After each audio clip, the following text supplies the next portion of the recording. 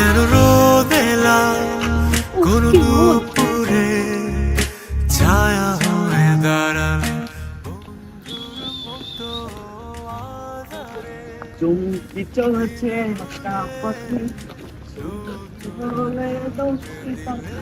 আইসালে কি বললা? আরে তোমার রূপের আগুনের বানাসে যে গরম পড়ছে টিকায় যাইতেছে। এই তুমি কি ছাতা ইউজ করতে পারো না? হাতে ইউজ করলে আমি আমার রূপের আগুন দেখাবো কিভাবে? ফালতু কথা কই। এই কি বল?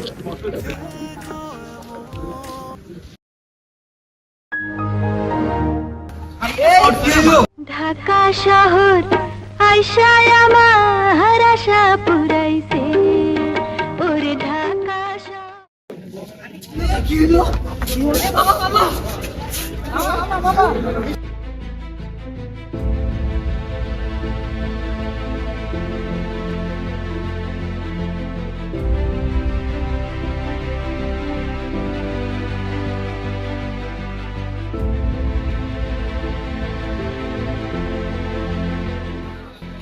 বুঝলেন মামা, সেই গরম পড়ছে, পেটের দায় শুধুমাত্র খাটি, তাহলে খাটতামই না।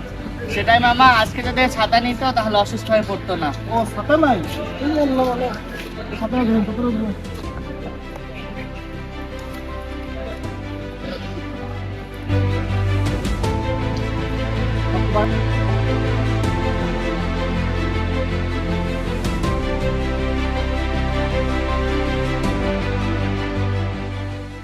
আসসালামু আলাইকুম, আসবো?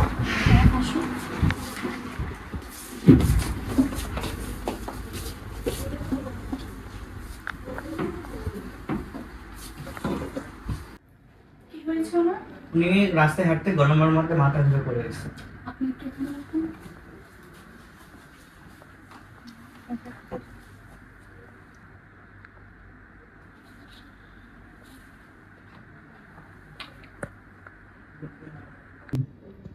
আপনার সমস্যা তাপপ্রবাহের কারণে হতে পারে। অতিরিক্ত গরমে শরীর থেকে প্রচুর পরিমাণে পানি লবণ বের হয়ে যায়। এই সময় প্রয়োজন আমাদের বেশি করে পানি পান করা। এটা তেমন কোনো সমস্যা নেই, আমি কিছু সাধারণ ওষুধ লিখে দিচ্ছি, আশা করি ঠিক হয়ে যাবে। আসসালামু আলাইকুম।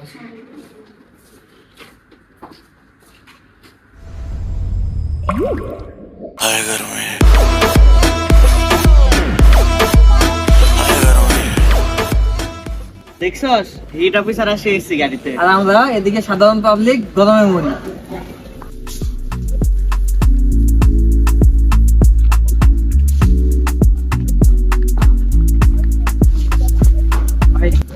আমাদের হিট অফিসার আসছে, হিট অফিসার আপনার সাথে কথা।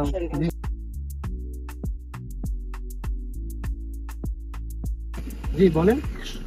আমি হচ্ছে আপনাদের হেড অফিসার। আমার কাজ শুধু অফিসে বসে পরিকল্পনা করা নয়, আপনাদের সাথে এসে কথা বলা, কিভাবে এই তীব্র প্রবাহ থেকে বাঁচা যায় তার সম্পর্কে জানা। তো আমি আপনাকে হচ্ছে অনুরোধ করবো, পর্যাপ্ত পরিমাণে পানি খাবেন বেশি করে, এবং সকাল 11টা থেকে 4টা পর্যন্ত যদি বাইরে কম যাওয়া ট্রাই করবেন, আর থাকতে হলে অবশ্যই ছাতা ইউজ করবেন বা মাথার মধ্যে ক্যাপ ইউজ করবেন।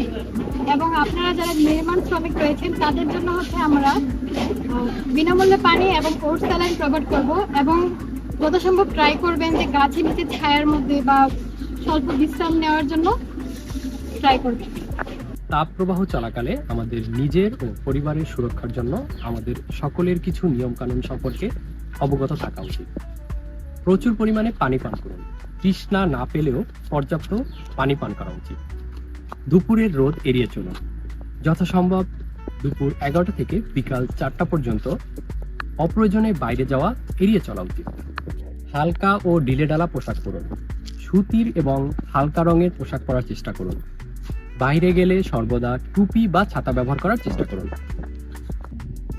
ঘর ঠান্ডা রাখুন, দরজা জানালায় পর্দা ব্যবহার করুন, বাতাস চলাচলের পর্যাপ্ত ব্যবস্থা রাখুন। প্রয়োজন হলে ফ্যান, এসি ব্যবহার করুন। ভারী শারীরিক কাজ কম করুন। বাইরে কাজ করতে হলে মাঝে মধ্যে বিশ্রাম নিন এবং পর্যাপ্ত পরিমাণ পানি পান করুন। খাদ্যাভ্যাসে খেয়াল রাখুন। তাজা ফল, শাকসবজি, পানি সমৃদ্ধ খাবার খান। শিশু, বয়স্ক, গর্ভবতী নারী এবং অসুস্থ ব্যক্তিদের বিশেষভাবে যত্ন নিন, কারণ তাপজনিত অসুস্থতার ঝুঁকিতে তারা বেশি থাকে। তীব্র তাপপ্রবাহে হিটস্ট্রোক হওয়ার সম্ভাবনা থাকে।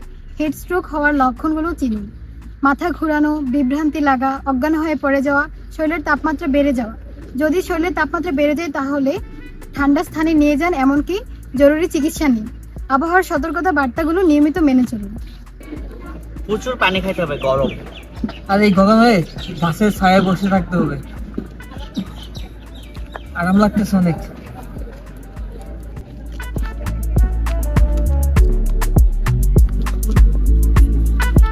তাপ প্রবাহে থাকুন সচেতন। সুস্থ থাকুক প্রতিটি জীবন।